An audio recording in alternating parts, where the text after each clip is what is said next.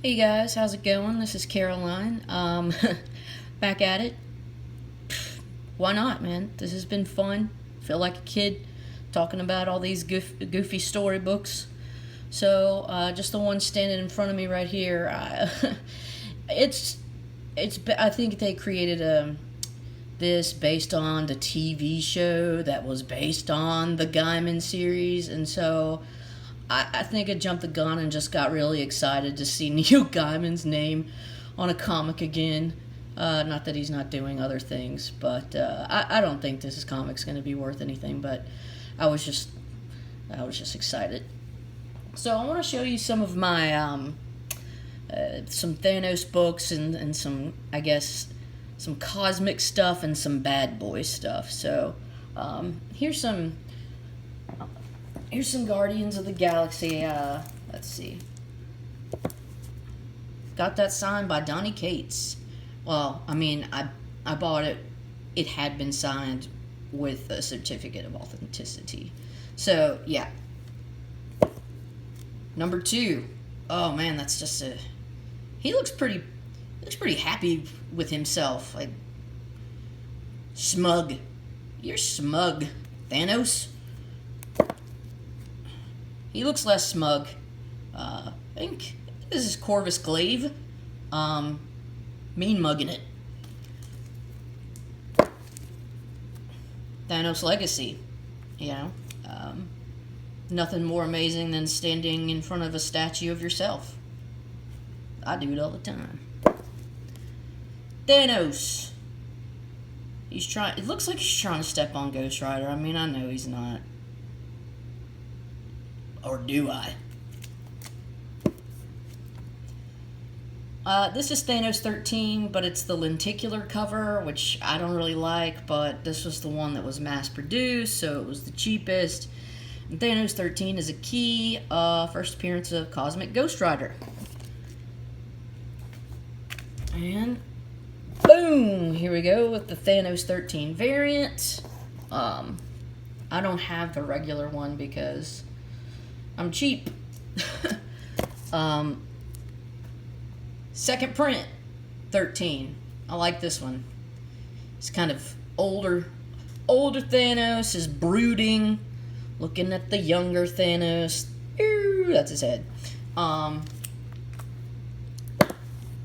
Second print variant of Thanos 15, which is the first appearance of the Dark One, which is basically a black, like, completely black version of the Silver Surfer, and he can wield Mjolnir, and you know, it's he's serious. Oh man, he's cool dude. This is a True Believers of the first appearance of Thanos, which would have been in Iron Man 55. Woo!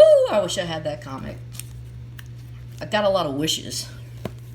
And then this right here is Silver Surfer 35. And it's... Okay, I love the cover. I just love it. But the comic itself is actually really very... It's pretty eerie because it's so foreboding and really very close to the way the world is now, and that's what makes it really kind of scary.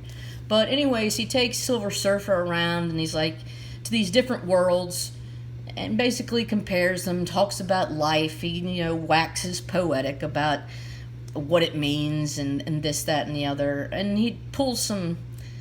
Well, you know, you can read it, but ultimately he takes Silver Surfer to this world that looks like, you know, futuristic, but it's super cloudy and dirty, and like Silver Surfer's like, what is this place? And, you know, of course, Thanos is like, this is the Earth, but in the future. And, you know, if you keep polluting and doing all these, like, it was very Captain Planet-esque, but it was really scary, too, because he was just, like, basically forecasting climate change, and it's happening. All right.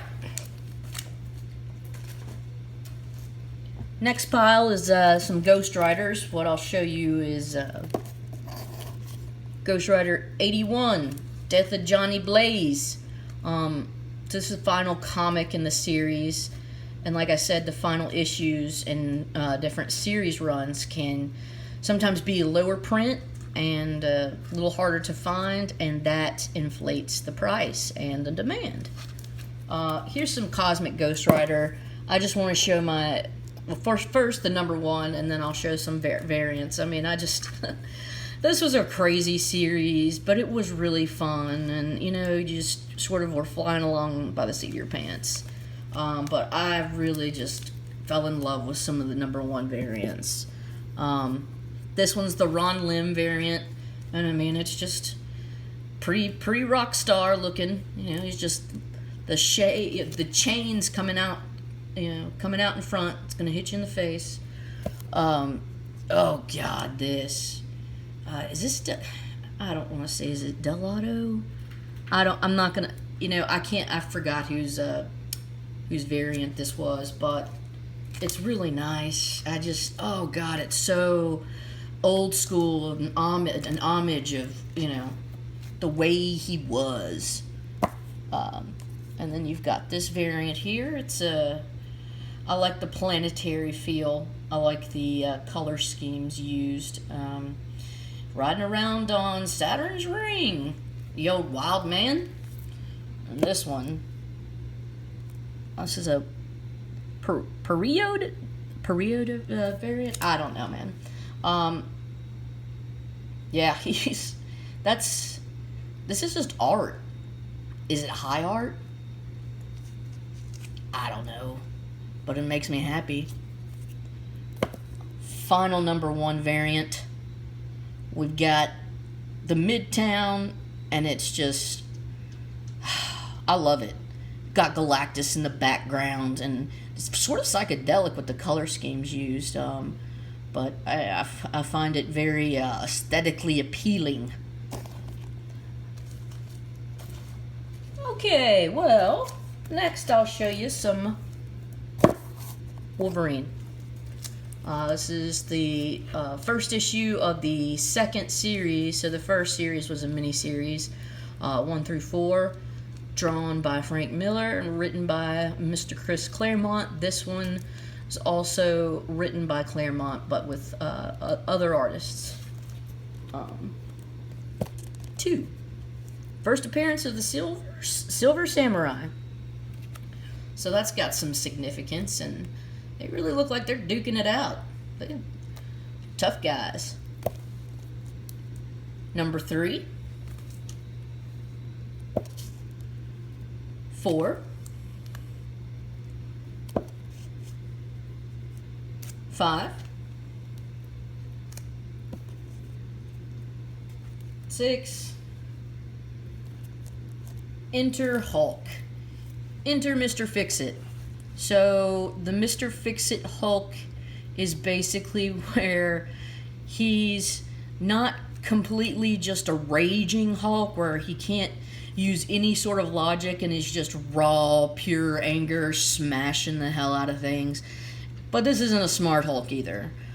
He's like a gangster, and he wears these little gangster outfits and shoots Tommy guns, and you know, that's kind of his MO as Mr. Fix-It. And this is just the epic issue, because it's just, look at those two knuckleheads. Oh man, they are good together. The odd couple, twinsies. And we've got 9, and then the last of this series that I have, but there's a ton, is number 10. And my number 10 is really not in that good of condition, but it goes for quite a bit, and I don't really want to spend a ton of money on it right now, so I basically got the cheapest thing I could find that wasn't complete crap. So it's a filler for now. So let's move along, I guess, to some good guys, you know. It's sort of the number A good guy everybody likes is SpiderMan. But what I'm doing is I'm trying to collect the 6-part series, Kraven's Last Kill, or Kraven's Last Hunt, I'm sorry. And so that's part 1. And that's, this part 2 is an Amazing Spider-Man 293. Crawling. He's just screaming out. I guess he doesn't like the rain. I don't like the rain either. Is that like a lightning strike, or... Yeah, I don't know. Maybe he's screaming because of that. Could be. We've got number 3, Descent, and you've got old Spidey here in the corner. He's gonna get you, Vermin. You better watch out, bro. And then this is the last one I have, part 5, just 294. I've got part 6 coming in the mail, but I still need to get part 4, which is Web of Spider-Man 32, and it's the most expensive one. Alright.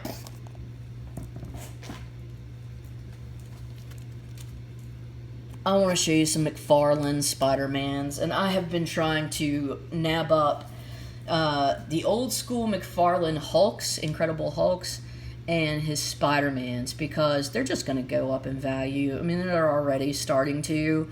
So, you know, if I were you and you're sitting on some of those old, well, they seem like they were 100 billion of them made, and, you know, but now they're starting to get a little scarce and come back in demand again. So, you know, watch out for those McFarlanes, dude. Ugh, this. God, I love this. Lizard, you look so scary. Look, he's getting his spit. Ugh. I'd be like, he's got your spit in my mouth. Ugh. Ugh, this is a beautiful, beautiful comic. This guy, Paladin, I don't know anything about this jokester. You know, he looks a little goofy. I don't take you seriously, Paladin. I take the Punisher seriously. Looks like he's got him... Well, actually, I don't know if that's the Punisher, but I do have a cover of one within that, you know, later. So, if not now, we'll get to you. The Cap. Spidey and the Cap? That's so epic. God dang. America. McFarlane. Oof. Sabretooth. How killer. How killer is that? I mean, just the pen, you know, I really love the way he does his shading, the lines. Really like McFarlane.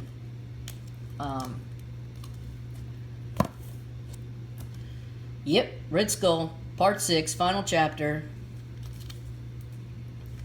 Something happens. Another one, 326. You know, woo, wind's blowing, rocks in your face. Here we go. Got a little Magneto power. I always don't understand, like, why wouldn't Magneto just automatically kill anyone close to him by just, you know, ripping out all of the iron molecules in his body? Because then how would they bind to oxygen? And whatever. No, but whatever. Alright. Oh, dang! Dude, Spider-Man's done punched the Hulk so hard. So hard. How hard is that? It's hard enough to knock the Marvel sign off its kilter. And, you know, that's a lot. It takes a lot of power. At least McFarlane wanted to try and show us that, I think. 321, Tri-Sentinel. Or 29, sorry, Tri-Sentinel. You know, it's just... Okay. Goofy. So here's actual Punisher, you know, if we didn't have him before. Oh, dang. Eric Larson coming in with a badass art here. You know, just not pulling any punches. And 331. This is a nice one. I like it. And then this was from that lot I just threw it with my other Spider-Mans, but from this lot I got from a lady, I think Satana. That's just this is another kind of campy one. I like it. And finally, I'll show you some of this recent. This is like the end of Dan Slott's Amazing Spider-Man run, which he'd been writing it forever. This is the Red Goblin storyline. So 789, 790. I think that's Anti-Venom, Flash Thompson, Flash Gordon, Flash something, Flash McFlash, blonde dude. He and I can't even venture a guess. It's just some sort of character.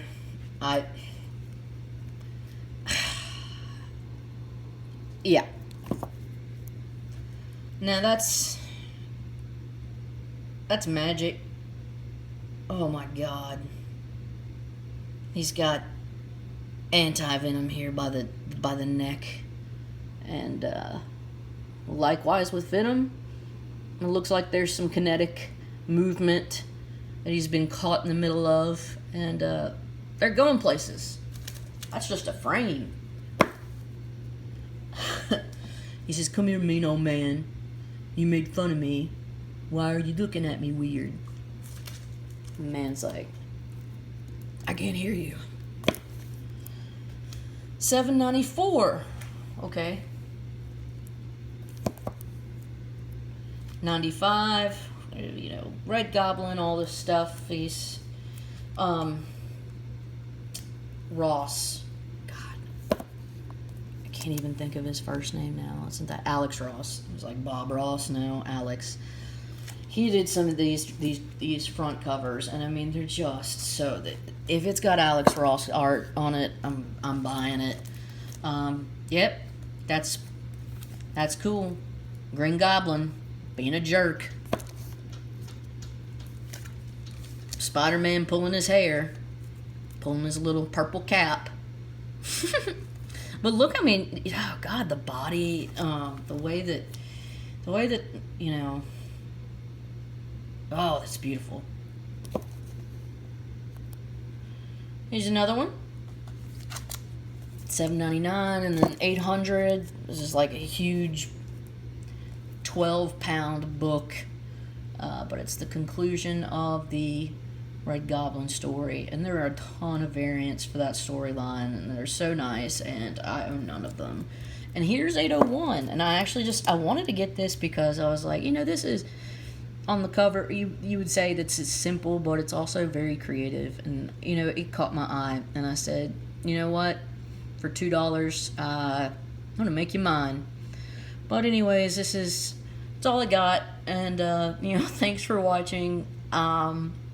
I'm gonna try it again, and I'm sure I'll get better, and I appreciate you taking the time to look at my goodies.